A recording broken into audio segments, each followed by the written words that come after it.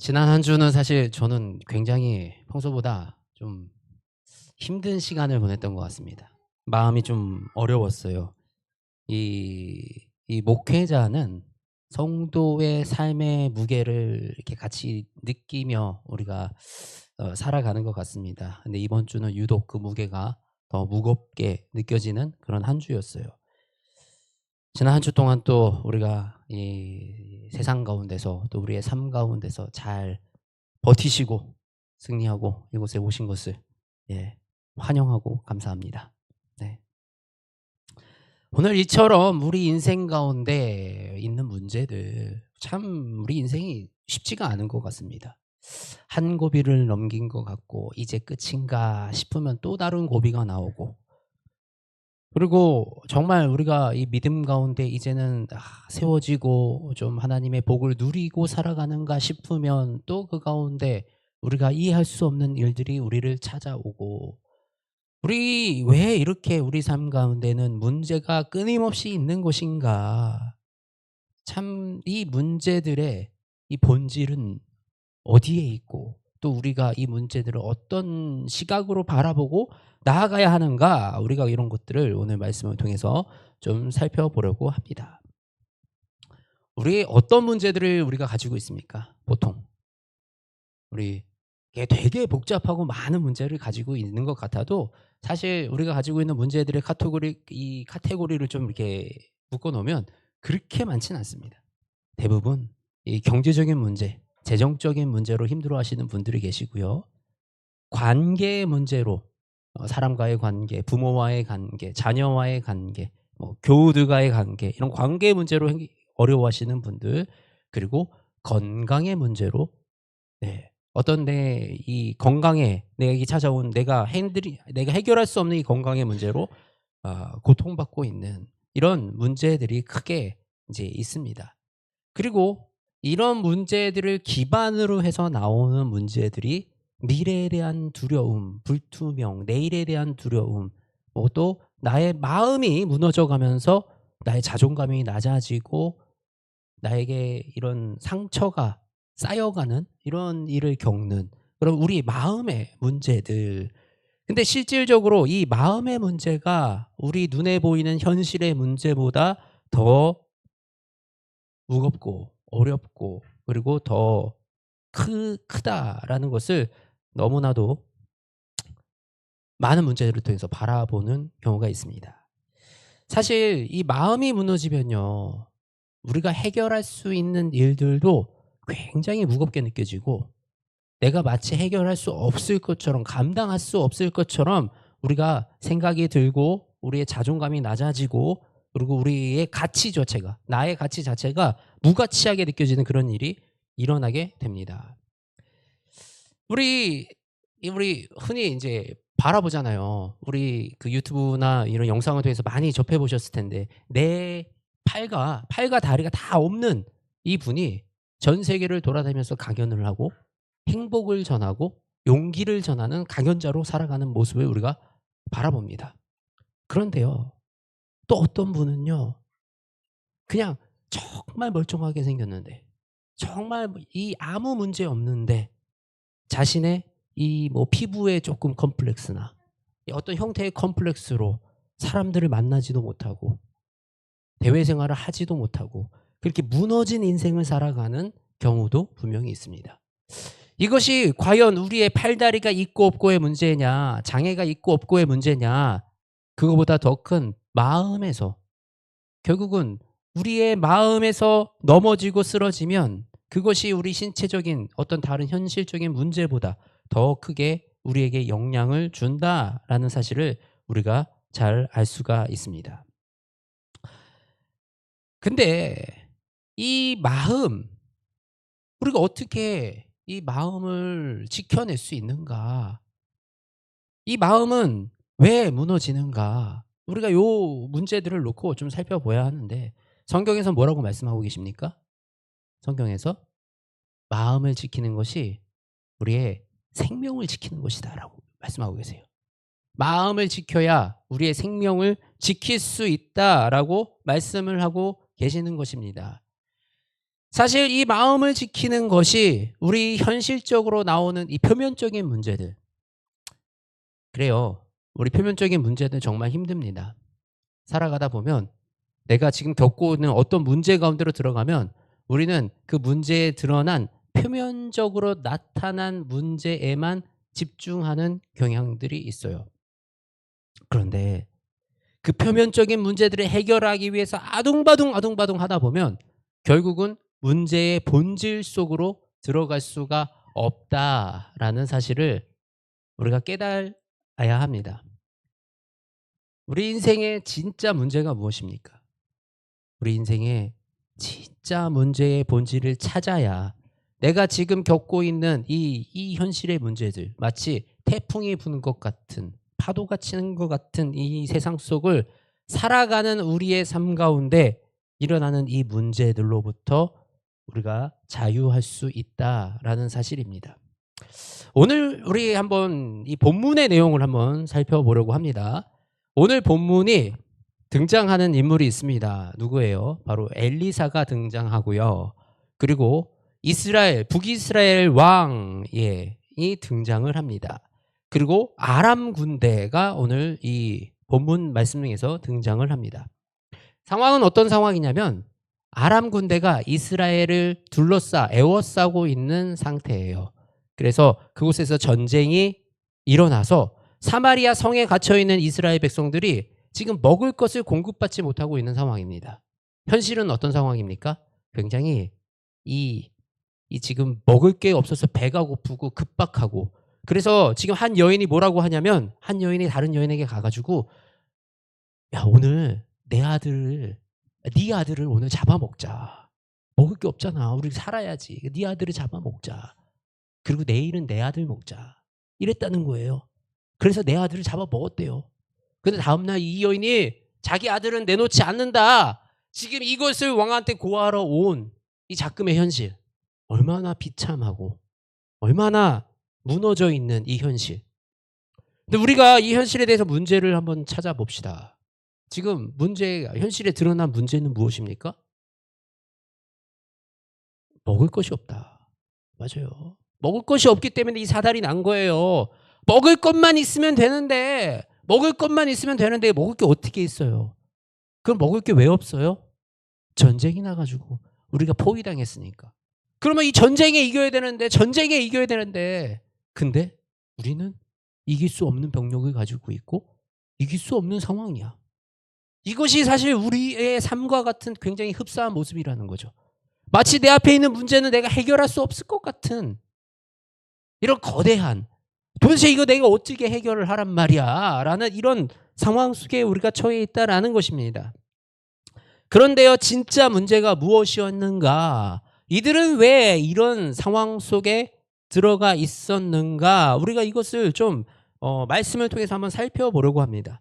먼저 열왕기하 3장 말씀 한번 볼까요? 3장 1절 말씀 한번 사울 성도님 한번 읽어주십시오. 1절부터 3절.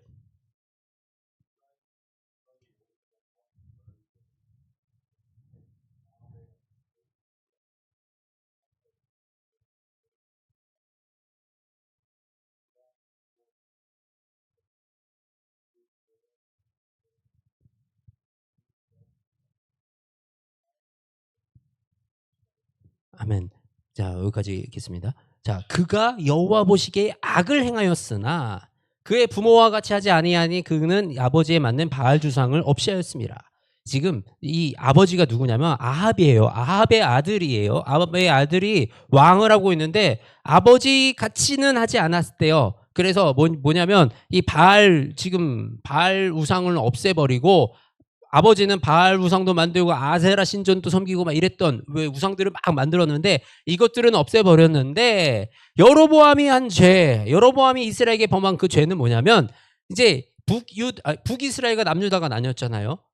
예루살렘 성은 남유다에 속해 있었어요. 그러니까 북이스라엘은 야, 우리가 예배할 곳이 뺏겼으니까 우리 백성들이 이제 예배할 곳이 없어서 방황하겠구나. 그래서 북이스라엘에다가 금송아지상을 만들어 가지고 그것에 숭배하게끔 만든 게 여로보암이 행했던 일입니다. 그러니까 이 여로보암이 행했던 금송아지상은 무너뜨리지 않았다라는 거예요. 그러면 그 전에, 그럼 이 전의 왕은 또 어땠느냐? 우리 왕상 22절 말씀인데요. 왕상 22절 52절 말씀 제가 읽을게요. 그가 여호와 앞에서 악을 행하여 그의 아버지의 길과 그의 어머니의 길과 이스라엘에게 범하게 한 느밧의 아들 여로보암의 길로 행하며, 그 전에 있었던 지금 이도 아합의 아들이에요. 아합의 아들이 지금 왕 이렇게 하다가 또 바뀌어가지고 다른 아들이 왕을 하는 거예요. 근데 이 아합의 아들도 그렇게 여로보암의 길로 행했다. 그리고 아버지 아합의 악한 길로 행했다. 아버지 아합은 어땠습니까? 아합은 얼마나 어떤 길로 행했기에 왕상 16장 말씀이에요. 16장 30절에 오므리의 아들 아합이 그의 이전의 모든 사람보다 여호와 보시기에 더욱 악을 행하며 느밧의 아들 여로보암의 죄를 따라 행하는 것을 오히려 가볍게 여기며 사돈 사람의 왕 엣바알의 딸 이세벨을 아내로 삼고 거기서 바알을 섬겨 예배하고 사마리아에 건축한 바알의 신전 안에 바알을 위하여 제단을 쌓으며 또 아세라의 상을 만들었으니 그는 이전에 모든 이스라엘의 모든 왕보다 심히 이스라엘 하나님 여호와를 노하게 하였더라. 뭐예요? 사실 이 앞에 계속적으로 하나님 앞에서 죄를 짓고요, 우상을 세우고요, 하나님을 떠나갔던 이 백성과 그 왕이 있었기에 지금 오늘날의 이 작금의 사태까지 왔다라는 거예요. 그런데 지금 이 왕은 이런 자신들의 문제를 전혀 바라보지 못하고 나의 문제를 발견하지 못하고 이 문제를 누구에게 핑계를 댑니까? 지금 엘리사를 죽이겠다 하는 거예요. 엘리사를 내가 오늘 밤이 지날 때까지 엘리사가 이제 목에 달려있나 봐라 내가 라고 얘기하고 있는 거예요. 왜요? 이 재앙이 지금 하나님께로부터 나왔다. 우리 33절에 그가 왕이 이르되 이 재앙이 여호와께로 나왔다라고 생각하고 있는 거예요. 사실입니까? 사실일까요? 그래서 이 왕들이 악했기 때문에 하나님이 벌을 주시려고 아람 군대를 보내가지고 이들을 지금 괴롭히고 있는 상황일까요? 그렇지 않았어요. 우리가 뭘 보면 알 수가 있냐면요, 그 앞에 6장 상반절 앞에 말씀들을 보면요, 아람 군대는 계속 쳐들어오려고 했어요. 끊임없이 위협의 연재로 도사리고 있었어요. 근데 하나님이 막으셨어요. 엘리사를 통해서 왕에게 아람 군대가 여기로 들어올 거예요, 저기로 들어올 거예요. 그래가지고 그곳을 막아서 아람 군대가 몇 번이나 들어오는 걸 막으셨고요. 또 한 번은 아람 군대가 들어와 있는데 아람 군대의 눈을 멀게 만들어가지고 막 그들을 다 손도 쓰지 못하게 만들어서 도망가게 하셨어요. 이처럼 하나님은 이 재앙으로부터 수차례나 구해주셨어요. 무엇을 위해서? 하나님은 무엇을 위해서? 그 죄악 가운데 있는 이 이스라엘, 북이스라엘, 하나님을 따르지도 않는 이 백성들, 우상 숭배하면서 막 금송아지에 절하고 있는 도대체 이 백성들을 왜 하나님은 여러 차례 구하셨냐라는 거예요. 하나님은 이 이스라엘 백성들이 회개해서 다시 돌아올 수 있는 그 시간과 다시 하나님을 바라보고 하나님을 의지하기를 기다리는 그 과정 속에 있었다라는 거예요. 근데 이번에는 그냥 하나님의 이 개입하심이 없는 상태인 거예요. 하나님이 이 상황을 만드신 게 아니라요, 끊임없이 우리 인생에 찾아오는 이 위기와 위험 속에서 하나님은 늘 우리를 도우시고 지키시며 우리를 보호하시고 계시는데 우리는 그 하나님을 바라보지 못하고 하나님을 의지하지 못하고 내 마음대로 내 뜻대로 내 주장대로 이 세상 살아가다가 결국은 나의 인생에 내가 이겨낼 수 없는 그 위기가 찾아왔을 때 비로소 하나님께 부르짖고 하나님을 찾는 이런 일들을 반복해 나간다라고 하는 것입니다. 근데 사실 우리가 생각해 볼 게 있습니다. 우리 이 왕들 있잖아요. 하나님을 떠나서 우상을 숭배했던 이 왕들이 하나님을 몰랐을까요? 하나님을 전혀 그런 존재 누군지 몰라서 그래서 이들이 이렇게 하나님의 분노하게 하고 노엽게 하시는 일들을 행하고 살았을까요? 절대 그렇지 않습니다. 이들은 하나님을 아는 상태였어요. 그러니까 문제가 왔을 때 이 재앙이 여호와께로 왔다라고 얘기를 하는 거예요. 하나님을 모르는 사람들은요, 이 재앙이 여호와께로 왔다고 불평불만을 하나님께 하지도 않습니다. 그렇게 할 수조차 없어요. 그런데 하나님을 아는 자들이 하나님을 떠나갔기 때문에 이들은 문제가 생겼을 때 이 문제가 하나님께로 왔다라고 불평하고, 하나님이 우리를 힘들게 하셨다라고 하나님을 원망하는 거예요. 아는데, 하나님이 분명히 신이라는 걸 아는데, 이 아하방 때 어떤 일이 있었어요. 엘리야 선지자, 우리 엘리사 선지자의 이 스승이죠. 엘리야 선지자가 그때 바알신 우상과 이 450명 아세라 이 400명과 이 경합을 벌여가지고 제단에 불을 붙이는 막 이런 일들을 벌였잖아요. 그래서 살아계신 하나님을 증거했잖아요. 왕은 그 살아계신 하나님을 바라보고 겁먹었어요. 그럼에도 불구하고 돌이키지 않고, 하나님은 왜 이런 일들을 통해서 끊임없이 우리에게 말씀하시는가? 이제 돌아와라. 너희는 이제 나와 함께하라. 나를 의지하라. 이 삶을, 너희의 삶을 나와 함께 살아가자라고 하나님은 우리에게 끊임없이 지금도 말씀하시고 계시고 메시지를 던지고 계신다라는 것입니다.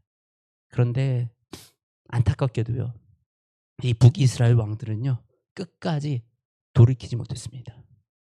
그들은 끝까지 우상을 따르는 길, 자기의 마음대로 이 세상을 살아가는 길로 살아갔다라는 것입니다.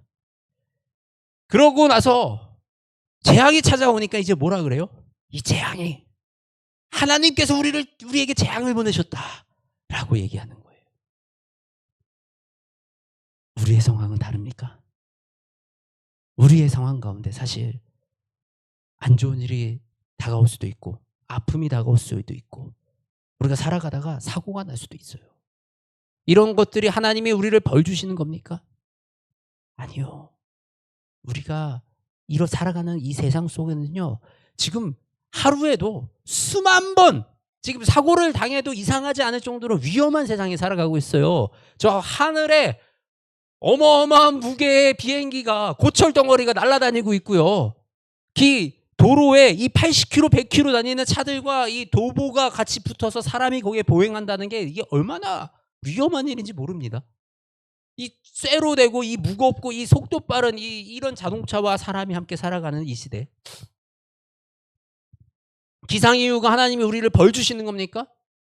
사람이 자기의 욕망과 탐욕으로 플라스틱을 만들고 거기에 절제하지 못하는 이런 것들로 환경이 망가지면서 나오는 이런 자연적인 재앙들, 어떻게 이런 것들이 하나님이 우리를 벌하셨다라고 얘기할 수 있겠습니까? 우리가 스스로 우리의 욕심으로, 우리의 탐욕으로 우리가 스스로 걸어간 그곳에서 하나님은 한 사람, 예배하고 있는 한 사람, 하나님을 의지하고 있는 그 한 사람을 기다리고 계신다라는 것입니다. 이 엘리사가 얼마나 이 기적을 많이 행하고 하나님의 놀라운 능력을 행했냐면, 이루 말할 수가 없어요. 죽은 사람도 살리고, 예수님이 하셨던 거의 그 사역들을 같이 엘리사가 똑같은 그 능력으로 했습니다. 그 스승 엘리야가 승천하여 하늘로 올라갈 때 엘리사가 구했던 게 이 갑절의 성령의 능력을 저에게 주시옵소서라고 구했어요. 그래서 엘리사는 성령님의 놀라운 능력을 행하며 살아가는 그 사람이었습니다. 그런데요, 우리가 상상하기에 그런 사람이면, 우리 관점에서 어떻습니까? 잘 먹고 잘 살고 좋은 아파트 살고 좋은 차도 좀 끌고 인생이 좀 화려하게 편안하게 살아가는 게 하나님의 축복 아닌가라고 우리가 그렇게 생각할 것 같아요. 그런데 엘리사는 지금 사마리아가 굶주리고 있는 상황 가운데 엘리사만 혼자 잘 먹고 잘 살았을까요? 아니에요. 똑같이 시대의 아픔을 지나갔고요. 똑같이 먹을 게 없었고요. 똑같이 이 비참한 가운데 살아갔다라는 거예요. 엘리야는 안 그랬어요? 엘리야도 그랬어요. 엘리야가 그 바알 선지자하고 아세라 선지자하고 이 경합을 붙인 다음에 그 승리를 거둔 이후에도요, 찾아오는 두려움에 벌벌 떨며 도망다니고, 하나님의 그렇게 능력을 행했던 사람이 그 이세벨 여왕이 뭐라고, 이세벨 여왕의 말 한마디에 벌벌 떨고 두려워하면서 이제 나 죽은 목숨이야. 왜? 엘리야가 그 시점에 무엇을 놓치는 거예요? 하나님을 바라본 그 시선을 놓친 거예요. 하나님의 바라보는 그 시선을 놓쳐버리니 그 위대한 선지자 엘리야도 그냥 겁이 나고 두려움에 벌벌 떨 수밖에 없는 상황으로 간다. 이것이 우리 인생의 연약함이다라는 것이죠.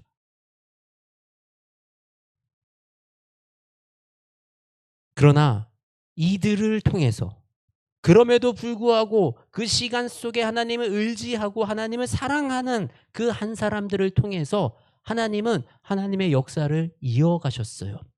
그 하나님의 역사, 그래서 그 하나님이 결과적으로 이루고자 하시는 그 일이 무엇이었는가? 바로 나의 백성 삼아서 이 백성을 구원하시겠다라는 하나님의 그 뜻이 흘러 지금까지 우리에게까지 흘러오고 있다라는 것입니다. 지금 우리가 살아가는 세상은 악합니다. 절제가 없습니다. 무분별합니다. 이 세상 가운데 환난이 없다면 그것이 더 이상할 정도로 이 세상은 어지러운 세상 속에 살아가고 있습니다. 우리가 구할 것은 무엇입니까? 이 세상 가운데 하나님, 나는 편안하게 살게 해주세요.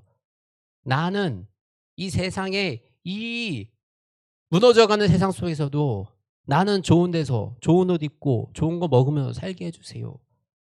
우리가 바랄 것은 그런 게 아니라는 것이죠. 우리가 진심으로 바라야 될 것은 이 시간 속에서 일하시는 하나님의 그 일들을 우리가 분별하게 하시고, 내가 이 세대의 흐름 속에 딸려가지 않고 세대를 본받지 아니하고 내가 여호와를 의지하여 살아가는 그 삶을 살아가게 해주세요 라고 우리가 기도하고 그 자리를 지키는 것이 저와 여러분들이 이 땅에서 행해야 될 길인 줄 믿습니다. 우리가 아무리 이 세상에 겪는 문제가 복잡해 보이고요, 우리가 이 문제들을 해결할 수 없을 것처럼 보이고 내 안에 있는 이 상처가 낫을 것 같지 않다고 느껴지더라도 그 모든 문제의 해결은 하나님께 있음을 고백하시기 원합니다. 우리가 가진 문제가 아까 시작할 때 말씀드렸던 것처럼 재정적인 문제, 관계의 문제, 건강의 문제, 이런 문제들, 현실적으로 드러나는 표면상으로 나오는 이런 문제들이 내 인생을 뒤흔들 수 있을 것 같아도 사실 이 문제들, 우리가 마음 어떻게 먹느냐에 따라서 우리는 이 문제들 다 이겨낼 수 있는 힘이 있습니다. 하나님이 우리를 그렇게 지으셨어요. 세상을 다스리는 존재로, 우리 마음을 다스리는 존재로. 이 재물도요, 우리가 다스릴 대상이고요. 우리가 지금 이 가지고 있는 아픔들, 관계의 문제들, 건강의 문제들도 하나님 앞에서 사실 이것들이 전혀 문제되지 않는 것들입니다. 그래서 우리는 우리를 잠식해 먹으려고 하는 이 영적으로 우리를 잠식해 먹으려고 하는 두려움, 불안, 걱정, 우리는 이런 것들과 날마다 전쟁하는 거예요. 전쟁. 이것이 바로 영적 전쟁입니다. 하나님은 이 모든 문제를 해결하기를 원하시는 분이시고 해결하시려고 하십니다. 그런데 이 어둠의 영들은 끊임없이 우리를 그 문제 가운데로 더 깊게 들어가게 만들려고 합니다. 왜요? 헤어나가지 못하려고. 하나님 바라보지 못하게 하려고. 자꾸 문제의 원인을 다른 데서 발견하고, 내가 이렇게 해야 될까? 저렇게 해야 될까? 문제는 결국 내가 하나님 앞에 나아가는 것인데 그 하나님께 나아가는 길을 막고 자꾸 세상적인 방법으로 어떤 사람이 도와줄까? 어떤 돈이 해결할까? 이러면서 내 삶을 방황하게 만든다라는 것이에요. 저와 여러분이 이런 영적 전쟁 가운데 승리하는 인생 살아가시기 원합니다. 우리 마음 가운데 하나님이 주시는 그 말씀, 하나님이 우리에게 주시는 그 기준들, 그 은혜들 우리가 사모하며 그 가운데로 나아갈 때요, 우리는 이 전쟁에서 승리할 수가 있는 거예요. 다른 방법과 다른 길은 없다라는 것입니다. 이 해결되지 않을 것 같았던 아람 군대가 우리를 둘러싸서 우리는 싸울 병력이 없고요, 이길 자신이 없는 그 아람 군대가 어떻게 물러가게 되느냐, 우리 7장 말씀에 이어져서 나오는 것이, 그 아람 군대가 물러가는 게 7장 6절에 이렇게 기록이 됐습니다. 주께서 아람 군대로 병거 소리와 말소리와 큰 군대 소리를 듣게 하셨으므로 아람 사람이 서로 말하기를 이스라엘 왕이 우리를 치려하여 햇사람 왕들과 애굽 왕들에게 값을 주고 그들을 우리에게 오게 하였다 하고, 뭐예요? 이게 진짜 난 소리인지 어떤 건지 모르겠는데 그 군대들에게 그저 소리를 들려주셨다는 거예요. 우리의 방식으로 해결하려면요, 군 병력을 모아서, 군수 물자를 모아서 전투를 임하면서 몇 명의 군사가 희생이 되고 얼마나 많은 값을 치르고 얼마나 많은 피땀 흘려서 우리가 이뤄내야 할 그 일을 하나님은 그저 한 번의 소리로 우리의 적들의 마음에 두려움을 심어주셔서 한 번에 해결되게 하셨다는 것입니다. 하나님이 우리 인생 가운데 있는 문제를요, 내 앞에 막힌 담 같은 이 문제를요, 하나님은 이렇게 해결하십니다. 하나님이 하실 때는요, 나에게 굉장히 큰일 같았던 그 문제가 어느 순간 아무것도 아닌 일로, 정말 작은 힘으로 하나님이 행하시는 그 일을 우리가 경험하게 된다는 것입니다. 저와 여러분이 이 하나님을 의지하여 날마다 하나님을 경험하는 그 인생 살아가시기를 축복합니다. 우리가 근데 이 날마다 하나님을 의지하는 삶을 살아가려면요, 자, 여러분 붙어 있으셔야 됩니다. 교회에 붙어 있으셔야 됩니다. 물론 우리가 교회에서 예배 드리는 게 우리 믿음의 전부가 아니에요. 우리가 새벽에 기도를 못 오시더라도 주어진 자리에서 기도를 드리고 내가 말씀을 의지하여 살아가면 되지요. 근데 안 되잖아요. 그게 안 되잖아요. 살다 보면 자꾸 말씀을 놓고, 살다 보면 자꾸 기도를 놓고, 내가 자꾸만 내 의지와 내 뜻대로 살아가려고 하는 게 우리의 본능이, 저도 마찬가지. 저도 이번 주 힘들다고 말씀드렸잖아요.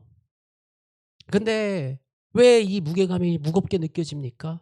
왜 자꾸 힘들게 느껴집니까? 마치 성도님들의 삶의 무게를 내가 감당해야 될 것 같은, 내가 뭘 해도 된 것 같고 내가 뭘 해도 할 것 같은 마음이 또 있으니까 이게 더 힘이 드는 거예요. 주님이 하시는 거잖아요. 내가 뭘 할 수가 있겠습니까? 제가 한낱 사람이 내가 성도님들한테 그들의 인생에 무슨 큰 도움이 될 수가 있겠습니까? 그렇지만 이 일을 하시는 분이 하나님이신 걸 알기 때문에 또 저도 더 낮은 자로, 기도하는 자리로 들어가서 하나님을 의지하고 하나님을 붙들고 하나님께 구할 수밖에 없는, 우리가 이것이 무기력한 게 아니라요, 이것이 초라한 게 아니라요, 이것이 바로 우리의 능력이라는 사실을 우리가 깨닫기 원합니다. 그래서 기도의 자리로 나아가는 거예요. 근데 이 혼자서 이 기도의 자리를 지켜내기가 참 어려우니 가급적이면 교회에 나오셔서 기도의 자리가 있으면 교회로 오셔서 함께 기도하는 것이 이 우리의 인생 가운데, 삶 가운데 루틴이 되잖아요. 우리의 믿음을 지켜내는데 훨씬 더 도움이 되고 힘이 됩니다. 그래서 저와 여러분이 정말 주님께 늘 붙어서 주님을 의지하는 삶, 그 삶을 살아가시기를 소망합니다. 하나님, 우리 인생이 때로는 너무나도 힘들고 아프고 지칩니다. 예상하지 못했던 일들이 우리 인생에 찾아오기도 하고, 우리의 상한 마음이 잘 회복되지 않기도 하고, 또 쉽게 살아갈 것만 같은, 쉽게 해결될 것만 같았던 그런 일들이 내 뜻대로 되지 않아 고난 가운데로 들어가기도 합니다. 그런데 하나님, 이 모든 문제를 뒤로 하고 먼저 주님을 바라보기 원합니다. 하나님을 의지하기 원합니다. 이 문제의 근본이 하나님께 있음을, 우리가 이 하나님께서 주신 이 복을 떠나 있음에, 내가 그 하나님을 떠나 있음에 나의 삶의 이 모든 일들이 어그러져 가고 있음을 다시 한번 돌아봅니다. 하나님, 이제는 다시 한번 주님을 붙들고 주님을 의지하여 한 걸음 한 걸음 나아가기를 소망하오니, 주님이 이곳에서 주님을 붙들기 원하는 이 모든 성도들의 삶 가운데 동행하여 주시고 회복해 하시며 새 힘 얻어 나아가게 하여 주시옵소서. 하나님의 방식으로, 하나님이 이 아람 군대를 무찌르셨던 그 방법으로 하나님 우리 삶 가운데 있는 그 모든 문제들 주님 무너뜨려 주시고 우리가 이 영적 전쟁에서 승리하게 하여 주시어서 온전히 하나님을 의지하고 살아가는 그리스도의 백성으로 이 땅 살아가게 하여 주시옵소서. 하나님, 우리의 연약함을 너무나도 잘 아시오니 모든 인생 가운데 성령 충만하게 역사하여 주시옵소서. 성령님의 힘으로 성령님의 그 놀라운 능력을 경험하는 그 삶으로 이 땅 살아가게 하여 주시옵소서. 사랑이 많으신 우리 주 예수 그리스도의 이름으로 기도드립니다. 아멘.